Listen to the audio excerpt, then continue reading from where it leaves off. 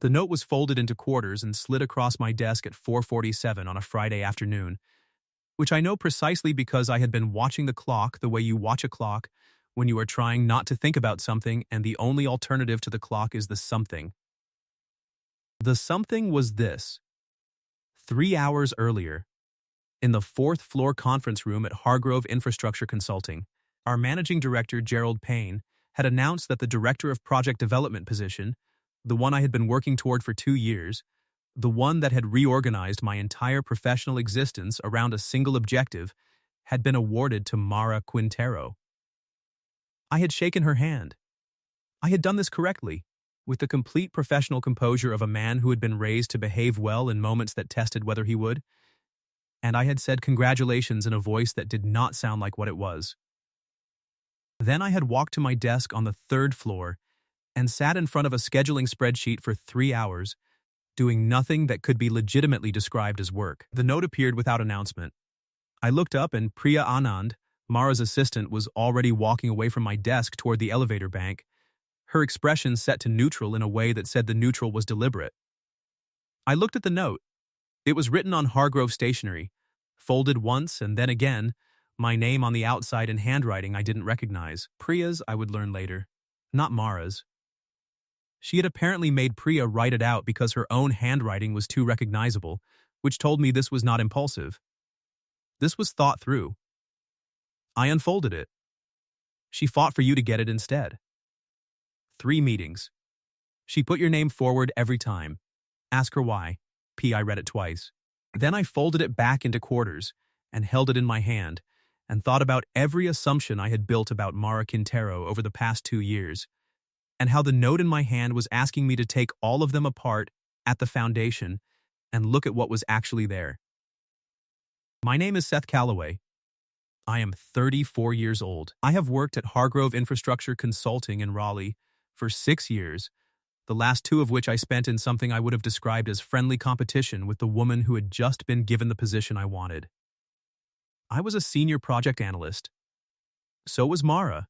We had the same title, comparable portfolios, and what I had interpreted as a mutual professional awareness of each other as the primary obstacle between the other and the next level. I had not disliked her. That would have been easier.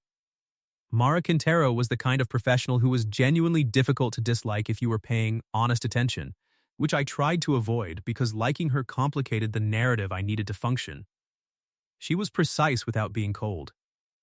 She pushed back in meetings in a way that improved the outcome even when it was your proposal she was pushing back on. She had a quality of thoroughness that I recognized because I valued the same thing in myself, and seeing it across a conference table in someone you have quietly decided is your competition is a specific kind of unsettling. She was also, and this was the information I had been most careful not to act on, someone I found interesting in a way that had nothing to do with the org chart. I had kept that in its own compartment. I was very good at compartmentalization. It was, in fact, the primary skill that had gotten me to this level, and possibly the primary skill preventing me from getting further. Gerald had said something like that once in a performance review, phrasing it as a strength with an interesting edge, Seth.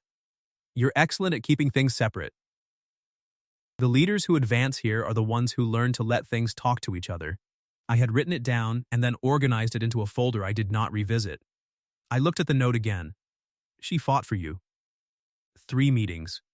There is a specific variety of information that requires you to revise something you believe to be settled, and the revision is not comfortable even when the revision is better than what you had. I had spent 2 years with a clear picture of this situation. Mara Quintero and I were parallel lines headed toward the same point. One of us was going to get there first. I had always thought it would be me, not with arrogance, but with the specific quiet confidence of someone who has done the work and knows it. She had gotten there first. Or so I had thought. The note said something different. I put it in the inside pocket of my jacket. I finished nothing that could be described as work. I went home. My friend and former college roommate, a hospital administrator named Dominic, who communicated primarily in full paragraphs and deserved credit for this, called on Saturday morning while I was making coffee. "How bad was it?" he said. I shook her hand. Good. How bad was it after that? I stared at a spreadsheet for 3 hours. That's not bad, Dominic said. That's the controlled version. I've seen the uncontrolled version. He was referring to an incident 6 years ago involving a graduate school rejection and a series of decisions I had made about where to direct my evening that were not my finest. I appreciated him for not specifying. There's a complication, I said. Tell me. I told him about the note. Read it to him word for word. Heard him go quiet on the other end in the way Dominic went quiet when he was thinking seriously, which sounded different from the way he went quiet when he was being polite. She put your name forward, he said finally. In her own promotion meetings. 3 times apparently. She was competing for the same position. Same position, and she advocated for you in the room where they were deciding between the two of you. That is what the note says. Dominic was quiet again. Seth, he said. That is not what rivals do. No, I said. That is what someone does when they have thought carefully about something and made a decision that costs them. I looked out the kitchen window. Saturday morning in November. The neighborhood quiet and gray. A woman walking a large dog that appeared to have strong opinions about the pace. I don't know what it means yet, I said. I think you know what it means, Dominic said. I think you've put it in a separate folder and organized it away from everything else. I did not tell him about Gerald's performance review note. Some things you keep. I'm going to talk to her, I said. Obviously you are, he said. Try not to do it in a way that makes it about the promotion. What else would it be about? He let that sit there. I'll call you after, I said. Monday morning I arrived at Hargrove at 7:45, which was 20 minutes earlier than my standard arrival and 40 minutes earlier than Mara's, which I knew because I had spent 2 years developing an unconscious awareness of her schedule that I had always classified as competitive intelligence and was now reclassifying as something else. I sat at my desk. I worked on the Caldwell Bridge project documentation, which genuinely needed the attention and also gave me something to do with my hands and my eyes while the floor gradually filled around me. At 8:23, I heard the elevator. I knew her walk. That was the kind of information you collected when you shared a floor with someone for 2 years and had been paying attention you didn't fully account for. She wore low heels most days, medium heels when she was presenting, flat boots when she had a site visit, and there was a particular rhythm to the way she moved through the office that I had classified as purposeful and am now classifying as the gait of someone who has already decided where she is going and doesn't waste motion getting there. The walk went past my section, went to the elevator, went up to the 4th floor, where the director of project development office was, where she worked now. I looked at the note on my desk, which I had taken out of my jacket pocket and placed there when I arrived, which said everything about my current state of mind that I was not going to say out loud. At 9:15 I went to the 4th floor. Her office was the second door on the left, previously occupied by a man named Richard who had retired in August and left behind a small, succulent collection that had been quietly absorbed by the administrative staff. Mara had not yet made the office hers. The walls were still Richard's off-white, the desk still in Richard's arrangement, the only sign of her being a leather portfolio on the desk surface and a coffee from the place on Glenwood that she had been getting every morning for the 2 years I'd known her. Black, single shot, in a cup she always held with both hands when she was reading something. She was reading something when I knocked on the open door. She looked up. Mara Quintero was 35. Dark hair kept at shoulder length, always with some quality of precision in how she presented, not formal, just considered. The way someone is considered when they understand that details communicate before you open your mouth. She was wearing a charcoal blazer and an expression I had been looking at for 2 years without being able to fully decode, which was somewhere between assessment and reserve, and which I now thought might be something I had simply been misreading the whole time. Seth, she said. Her voice was level. Congratulations, I said. Actually, I said it Friday, but the Friday version was the managed one. This is the actual one. She held my gaze for a moment. Then she set down the document she'd been reading and said, Come in. Close the door. I came in. I closed the door. I did not sit down because this felt like a conversation you had standing, which was either instinct or the specific discomfort of someone about to say something they had not said before. I reached into my jacket pocket and put the note on her desk. She looked at it, did not touch it, looked back at me. Priya, she said. Not a question. She said to ask you why. Mara looked at the note for a long moment. Then she looked at the window behind me, which faced north and had very little light this time of year, and I watched her make a decision in the same way I had watched her make decisions in meetings, quietly, without performance, simply arriving at the other side of it. Sit down, Seth, she said. I sat. She picked up her coffee and held it with both hands.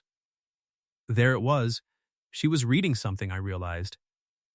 Reading this moment, the same way she read documents. I'm going to tell you something directly, she said, and I'd like you to let me finish before you respond, because there's a version of this conversation where you interrupt to be professional about it, and I end up not saying the actual thing. Okay, I said. I've been watching you work for 2 years, she said. Not competitively.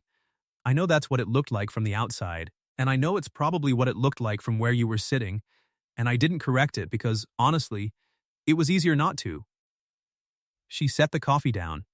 You are the most thorough analyst in this building, not the flashiest.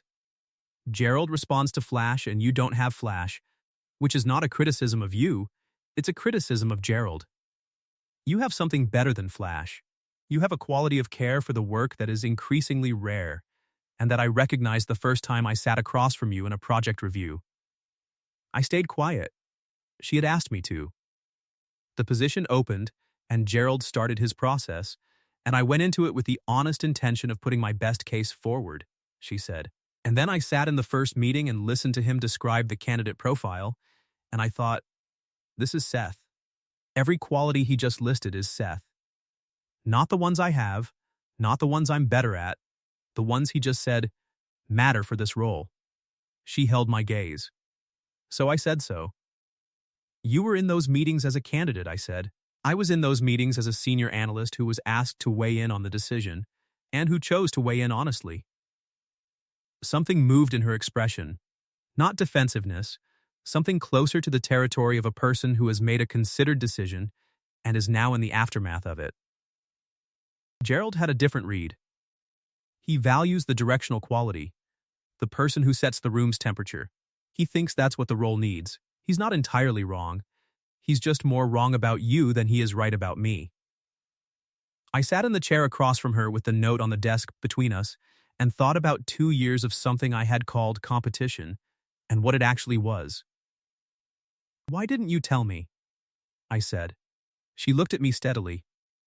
What would you have done with it? I thought about that honestly. What would I have done? I would have been professional about it.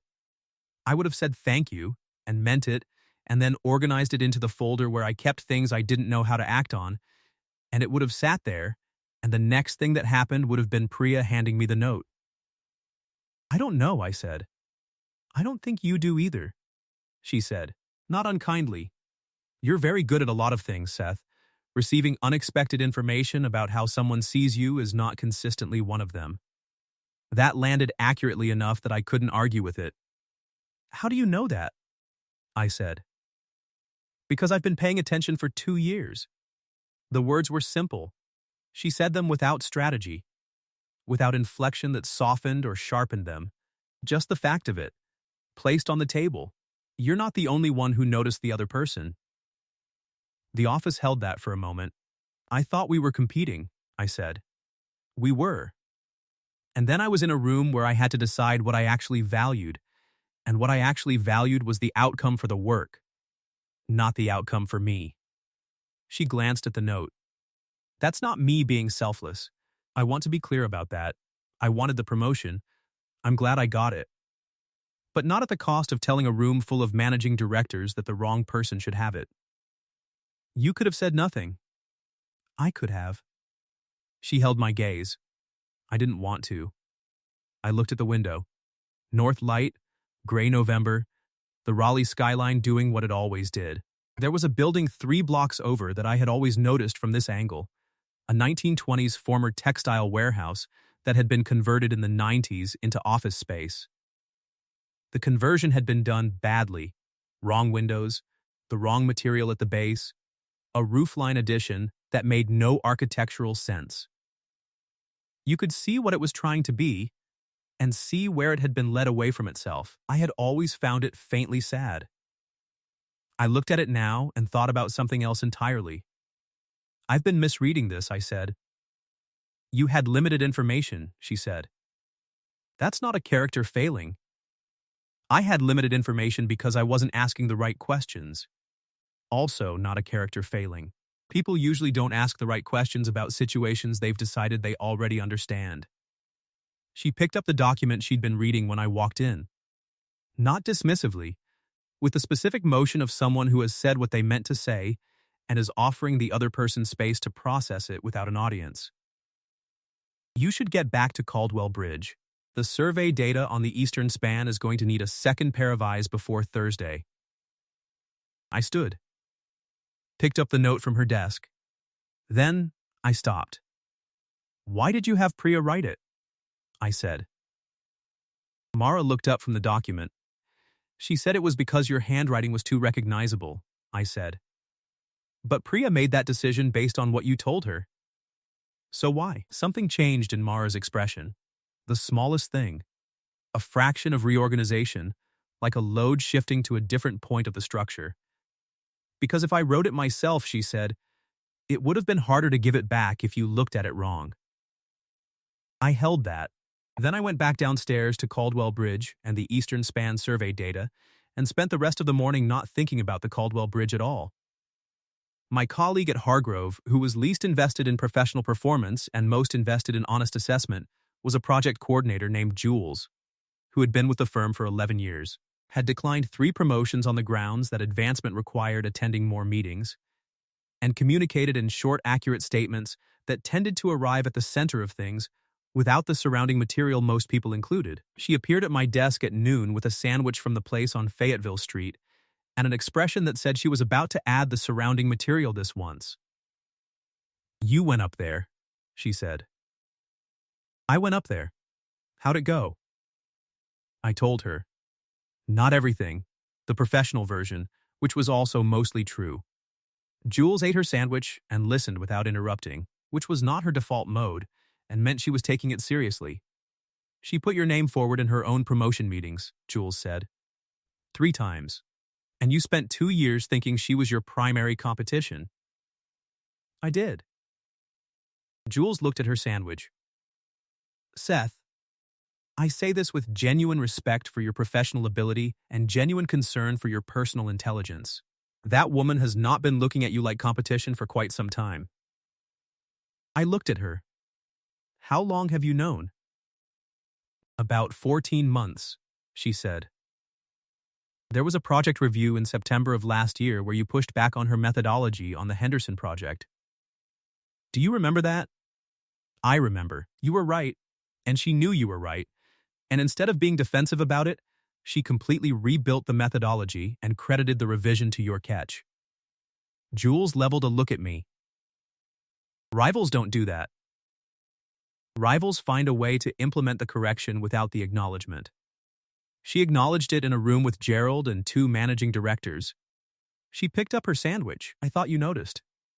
I told myself it was professional generosity, I said. It was. That's also not what rivals do. I thought about the meeting, the Henderson project. I remembered thinking her response had been unusually clean. No defensive positioning, no qualified concession, just a straight acknowledgement and a rebuilt approach. I had filed it under professionalism and moved on. The folder. Gerald was right about the folder. I had been putting things in the folder for 14 months. What do I do with this? I said. Jules stood. You're a very intelligent man, she said. You know what you do with this. You're asking me because you want confirmation that the obvious thing is allowed. She picked up her sandwich wrapper. It's allowed. She went back to her desk. I looked at the note, The Thursday site visit for the Henderson project revision, the one that now had my name in the methodology credit, which I had also filed somewhere and not looked at, required a 2-hour drive to a bridge assessment location outside Burlington. The project was mine. Mara had been consulted on the methodology. On Wednesday afternoon, she appeared at my desk. "Henderson site visit tomorrow," she said.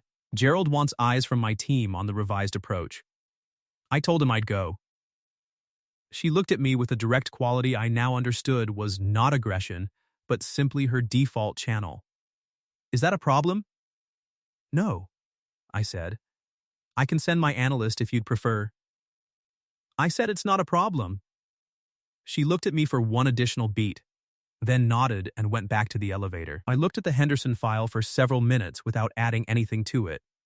The drive to Burlington took 2 hours in Thursday morning traffic. We took Mara's car because she knew the route, and I was willing to cede the navigation on the grounds that it cost me nothing and gave me something to do with my eyes other than look at her. For 40 minutes we talked about the project, specifically and well, the way we always talked about work, which was one of the things I had categorized as rivalry, and was now recategorizing as simple evidence that we were professionally well matched in a way that was unusual enough to be worth something. Then the highway opened up past Durham and the traffic thinned, and there was a stretch of interstate that ran along a ridgeline and showed you the Piedmont spreading out in all directions. The November landscape spare and honest, and we ran out of things to say about Henderson and were quiet for a mile. "I've been thinking about what you said Monday," I said. She kept her eyes on the road. "Which part?" "The part where you said it was easier not to correct the competition narrative." I looked at the passing landscape. "I've been thinking about what you meant by easier." A pause. "I meant that it was uncomplicated," she said. "If you thought we were competing, you weren't going to ask questions about anything else." And I hadn't worked out yet what I would say to the anything else. The ridgeline opened further, a water tower on a hill, a grain elevator, the kind of landscape I never photographed but always noticed. "Have you worked it out now?" I said.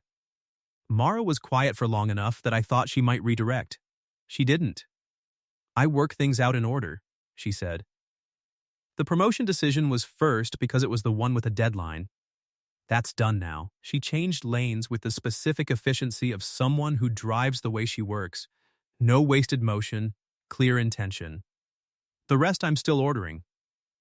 I looked at her profile for exactly as long as I thought I could without making it something. "The note said to ask you why," I said. I asked. "You told me about the meetings and the methodology and what you valued. That's true, and I believe it, but that's not all of why." Another pause. "Longer no," she said. "It's not all of why. What's the rest of it?" She took the Burlington exit before she answered. The road descended from the highway into the broader flat of the county, a different quality of light down here, lower and more diffuse. She drove for a half-mile. Then she said, not looking at me, "You worked through the weekend on the Palmetto Overpass assessment last February. Do you remember that?" I remembered. A water infiltration issue in the deck structure that needed documentation before the Monday contractor meeting.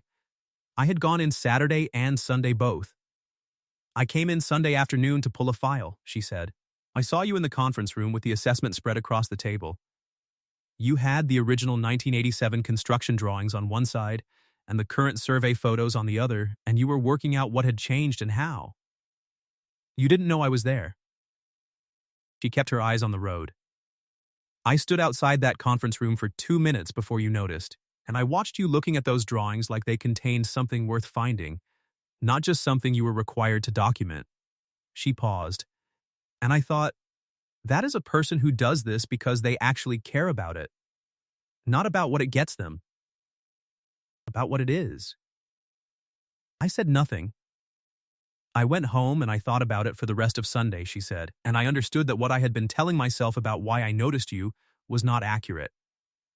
She glanced at me briefly and then back at the road. "And then I put it somewhere and didn't revisit it.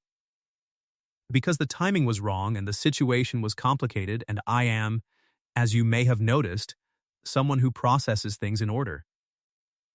I looked at the road ahead, at the county landscape, the November fields, the spare, honest geography of a part of the state that did not dress itself up.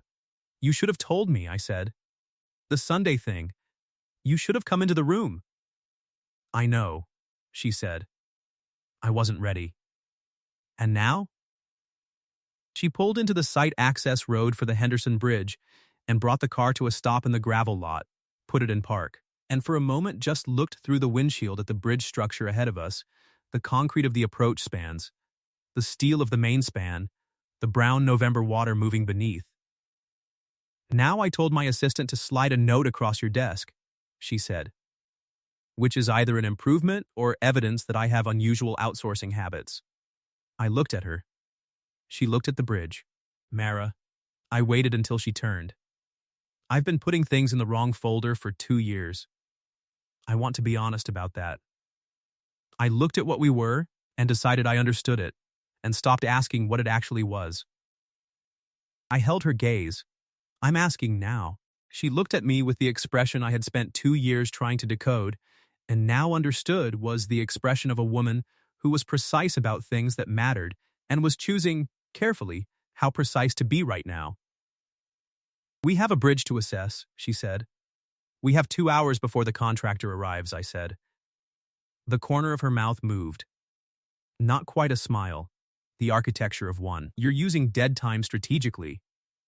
I learned it from watching someone run meetings, I said.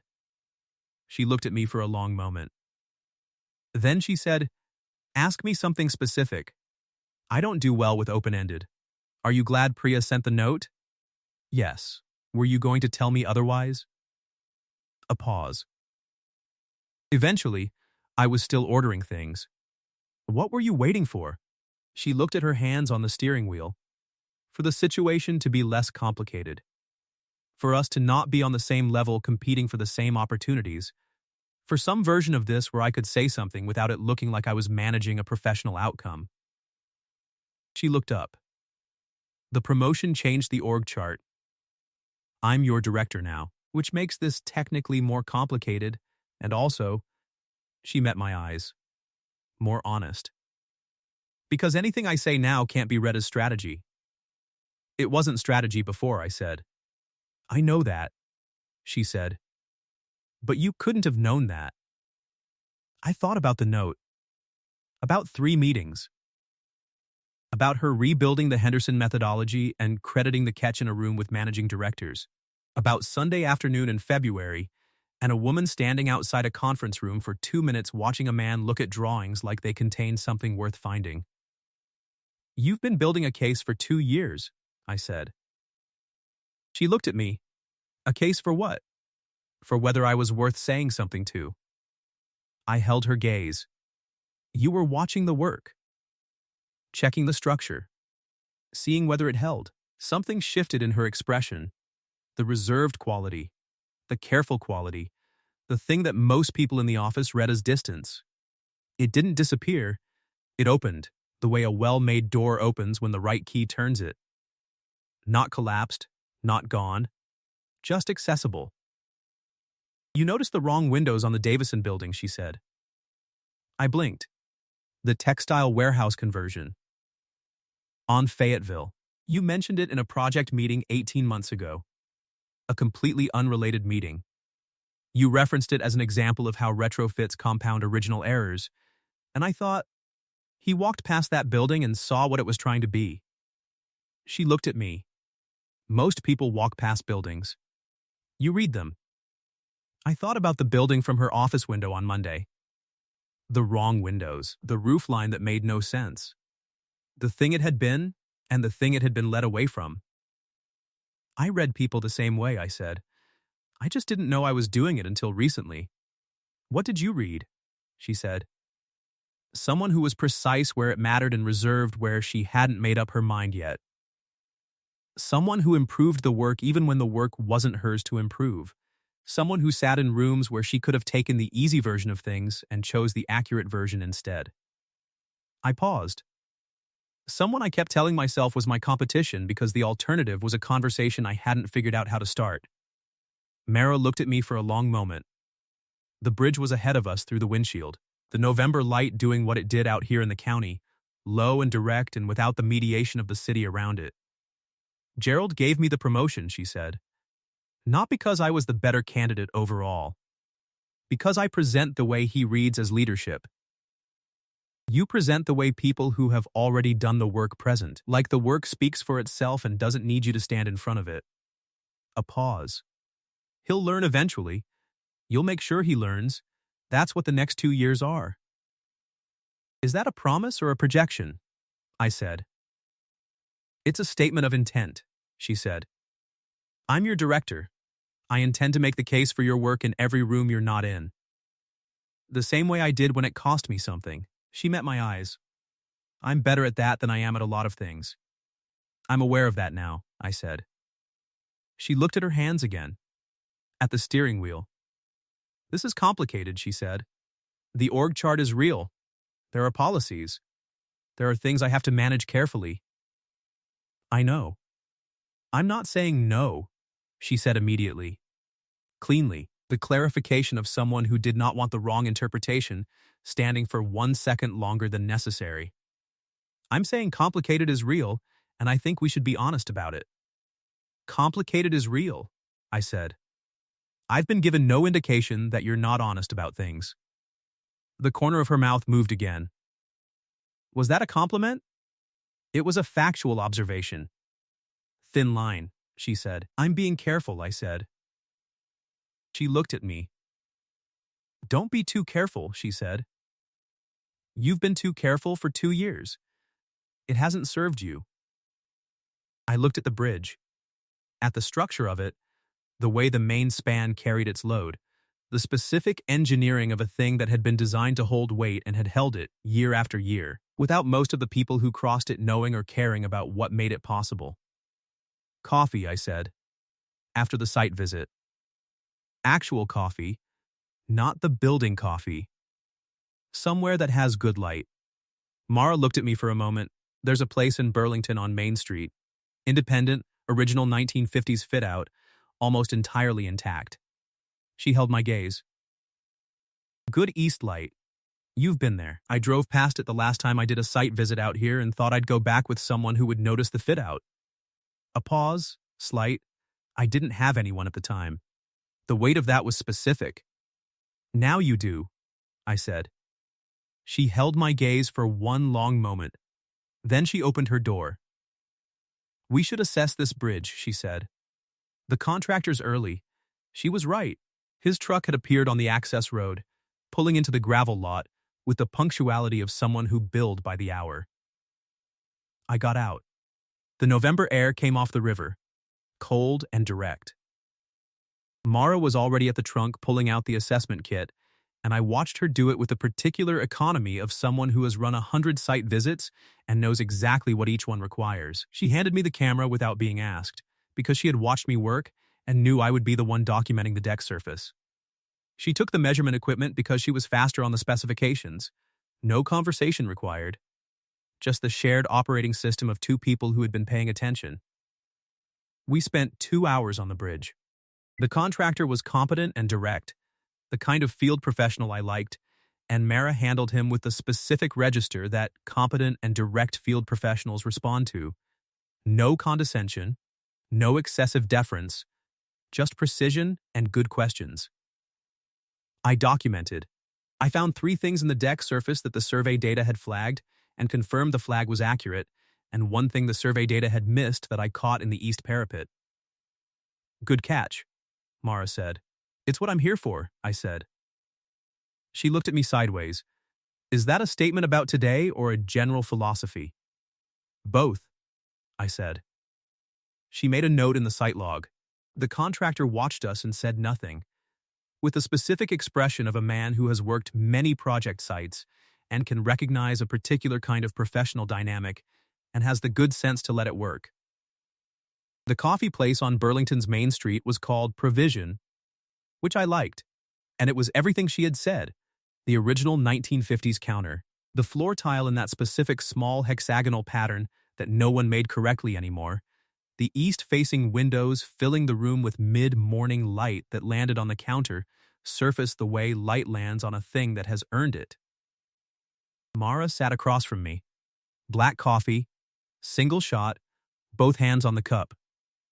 "The East Parapet catch is going in the report as your call," she said. "That's standard documentation," I said. "The survey team missed it," she said. "That's above standard. It goes in as your call." I looked at her. "You know you don't have to keep advocating for my work." "I know," she said. "I do it because it's accurate, not because I owe you anything." She held my gaze. "Are you going to have a problem with that?" "No," I said. "Good." She picked up her coffee. "I've been advocating for accurate things my entire career regardless of the professional relationship. You're not going to change that pattern." "I wouldn't try." "I know you wouldn't." She said it without softness, which was its own variety of the thing. That's the part I was watching for. I turned my coffee cup in my hands. The hexagonal tile under our chairs. The east light on the counter, a place that had stayed what it was for 70 years and looked exactly like what it was worth. "Tell me something I don't know about you," I said. She looked at me over her cup. "That's wide open." "You said you don't do well with open-ended." I said that about emotional disclosures. "General information is different." She considered. "I grew up in Tucson. My father was a civil engineer. I could read a structural drawing before I could read a chapter book, which made first grade interesting in specific ways." She tilted her head. "I've never told anyone at Hargrove that." "Why?" "Because the narrative of the woman who grew up in a technical household is one I'd rather people discover than lead with." She met my eyes. "I wanted to be evaluated on what I produce, not on who handed me the foundation." "Your father's influence is visible in your work," I said. She looked at me. "The way you approach load analysis," I said. "The specific sequence, you always check the transfer points before the spans. That's a particular methodological habit. It's not how the firm trains. It's how someone trained who was taught to find the place where the weight actually moves."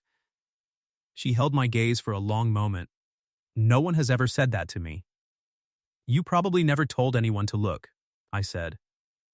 "I didn't," she said quietly.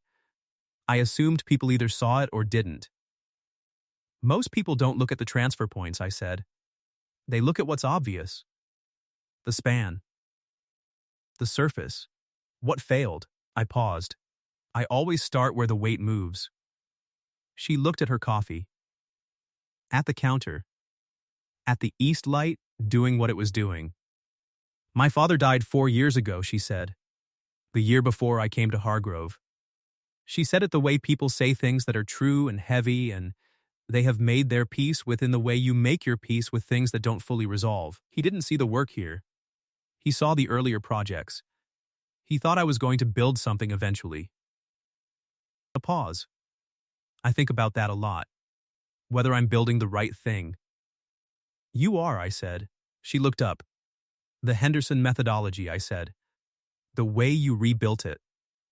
You didn't just correct it, you made it replicable. You turned a single project fix into a standard the whole team could use." I held her gaze. "That's building something. That's the kind of thing your father would have recognized."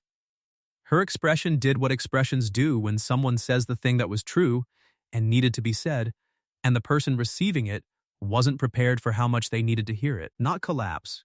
Reorganization. The quiet, specific shift of something finding its right position. "You pay attention to the wrong things," she said finally. "Wrong how?" "Wrong for your own advancement." She met my eyes. "You pay attention to the work, to the people, to the things underneath the things. And none of that is what gets you promoted at a firm like Hargrove, which is a genuine waste, and which I intend to spend considerable professional energy correcting." A pause. "But it is also why I stood outside a conference room for 2 minutes on a Sunday in February, watching you read a set of 1987 construction drawings like they were worth reading." I looked at her across the counter of a 50 years unchanged coffee place in Burlington, North Carolina, on a Thursday morning in November. With the east light doing what east light does when it finds the right surface, and I thought about all the things I had organized into folders and not revisited. I thought about Priya sliding a folded note across my desk. I thought about 3 meetings and what it costs a person to say the right thing in a room when the right thing doesn't benefit them. I have a question, I said. You keep having questions, she said. I keep getting new information, I said. Last one. Then you can redirect to bridge reports. She held her cup. Ask it. The note, I said. Priya wrote it, but the words were yours. I know they were yours. The phrasing is yours. I held her gaze. You wrote, she fought for you to get it instead. Not, she recommended you. Not, she thought you were the better candidate, she fought. Why that word? Mara was quiet for a long moment. The east light moved slightly as the sun found a gap in the November clouds. The hexagonal tiles said nothing. The coffee was very good. Because the first 2 meetings, Gerald pushed back, she said. He had his read and he was comfortable with it. And I could have presented the information once and let it stand. That's the professional version. That's what you'd expect from a colleague putting forward a position. Her hands were still on the cup. But he was wrong. And I knew he was wrong. And I went back a second time with additional documentation, your Palmetto assessment, the Henderson revision, the Caldwell scope management, and made the case again. A pause, and then a third time when he still hadn't moved, which is when I stopped calling it professional advocacy and had to be honest with myself about what I was actually doing. What were you actually doing? I said. She met my eyes directly. I was refusing to let the wrong version of you be the version on record in that room, she said. I was fighting for the accurate version, the one I'd been watching for 2 years. A pause. Whether that was smart professionally is a different question. It was true. I don't know how to be in a room with something false and not correct it. I thought about the man outside that conference room door on a Sunday afternoon, about the drawing spread on the table, about her staying for 2 minutes, watching, before she made herself leave. I'd like to take you to dinner, I said. Not in Burlington. Somewhere in Raleigh, on a proper evening, somewhere with the right light and enough time to have a conversation that doesn't have a contractor arriving in 2 hours. The corner of her mouth, the real one this time, not the architecture of one, the thing itself. Is that your version of asking directly? She said. I'm learning. I said. You're doing well. She picked up her coffee. Friday, there's a restaurant on Morgan Street, Ironwood. It used to be a machine works. 1920s, they kept the original structure. She met my eyes. You'll notice things. I'll notice things about the building, I said. Among others, she said. The drive back to Raleigh was 2 hours in the Thursday afternoon reverse of the morning traffic. We talked about the bridge for 40 minutes and then talked about other things for the rest of it. Without agenda, without the professional structure around it, she told me about Tucson in August, the specific quality of heat that most people found hostile and she found clarifying. The way the light came off the desert in the late afternoon, with a directness that didn't apologize for what it showed. I told her about the first building I ever restored, a Victorian-era commercial block in Greensboro that I had worked on as a junior associate, 26 years old, learning that buildings kept their original intention in their bones even when everything that had been added on top was wrong. What happened to it? She said. Still standing, I said. Someone bought it last year and opened a bakery on the ground floor. The windows I reinstated are exactly right for the morning light. You went back, she said. On a Sunday, in February, as it happens.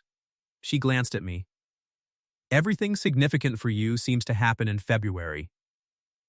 I'm starting to think so, I said. She looked back at the road.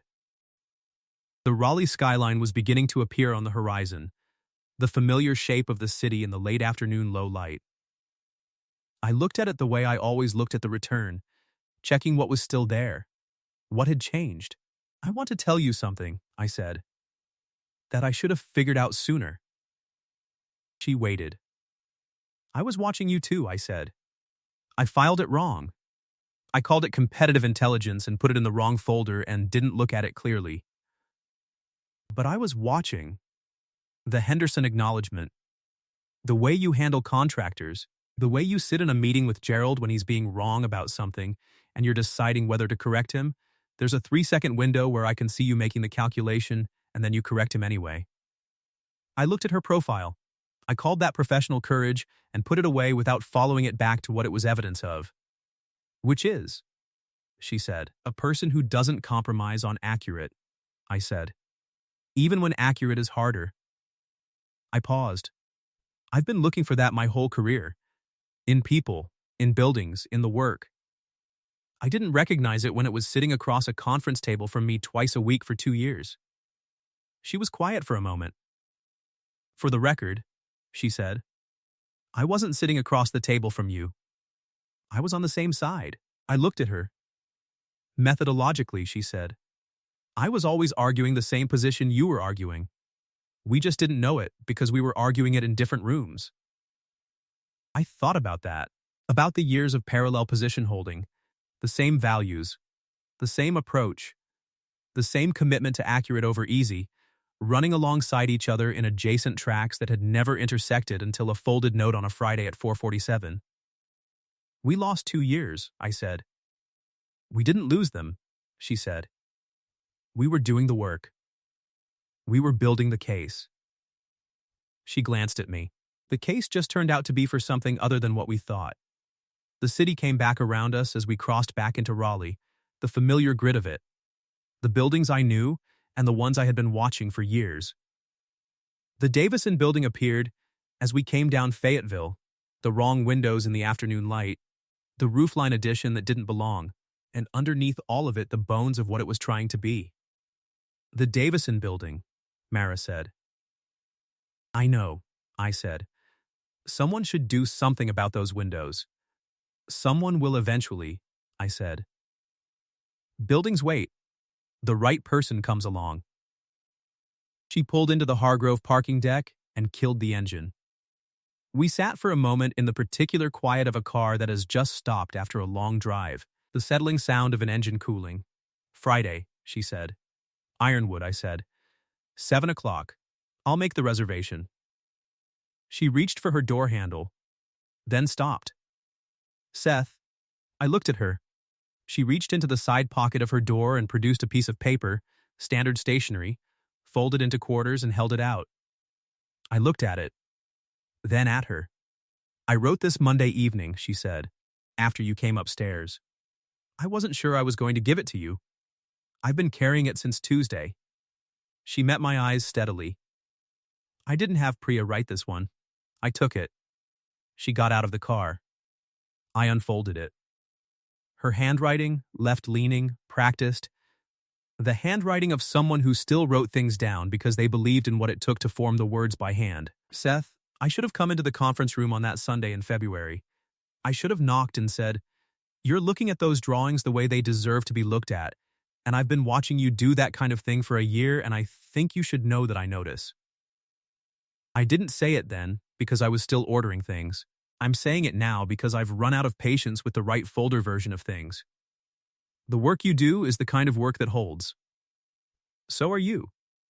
I read it twice. I got out of the car. She was already at the elevator, holding the door. I crossed the parking deck. She handed me the door. I held it. We rode up to the 3rd floor in the specific silence of 2 people who have said what needed to be said and are now in the after of it, which was its own kind of weight, the good kind, the kind that tells you something has been built rather than lost. The doors opened. See you Friday, she said. Ironwood, I said. 7 o'clock. She went up to 4. I went to my desk. I put both notes side by side on the desk surface. Priya's, in careful neutral handwriting. Mara's, in her own left-leaning hand. Same message from 2 different directions. She fought for you. The work you do holds. So are you. Jules appeared at the edge of my section. Looked at the notes. Looked at me. Friday? She said, Friday, I said. She went back to her desk without another word, which was the most Jules thing she had ever done. I picked up the Caldwell Bridge documentation and actually worked on it for the first time since Thursday the week before, with the specific quality of attention that comes back when you stop organizing things incorrectly and let them talk to each other. Gerald had said that in the performance review. The leaders who advance learn to let things talk to each other. Two things were talking to each other now: the work and the person who saw it clearly, the transfer point and the span, the original intention and the building that still held it in its bones, waiting for someone to stop walking past and read what was there. I picked up my pen. I started where the weight moved,